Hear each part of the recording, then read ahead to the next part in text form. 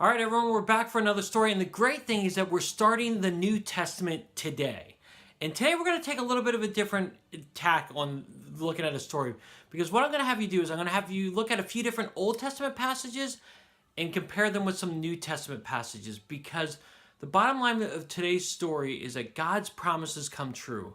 And I want you to see that how in the birth of Christ, in the life of Christ, God's promises come true. It came true for Jesus and they come true for us. So right now, what I want you to do is to pause the video, look at these passages of scripture and see how God's promises from the Old Testament come true in the New Testament, okay? Pause the video, and when you're done, press play and we'll continue from there.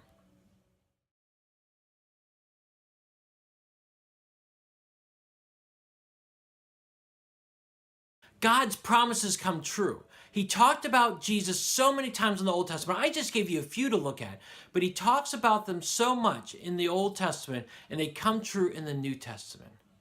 And as we know that with God, God's promises never go void. They are always come true. And we can find God's promises in the Bible. So I want to encourage you, because God's promises come true and God is faithful. Even when we turn our backs on God, God is faithful to us and God will provide for us. We just have to continue to seek after him and look for him to open up our eyes and see the opportunities of where God's promises are coming true today.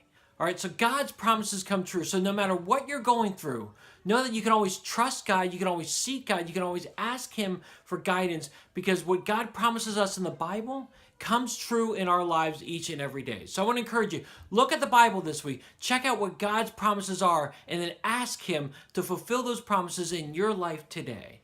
All right, everyone, well, thanks for joining me today. I'm so glad that we had this opportunity to talk about God's promises and how it came true in the birth of Christ. And as we get into the New Testament now with the story, we're going to see about how God works more in the life of Christ and in the first church and beyond. So I'm really excited about exploring this with you.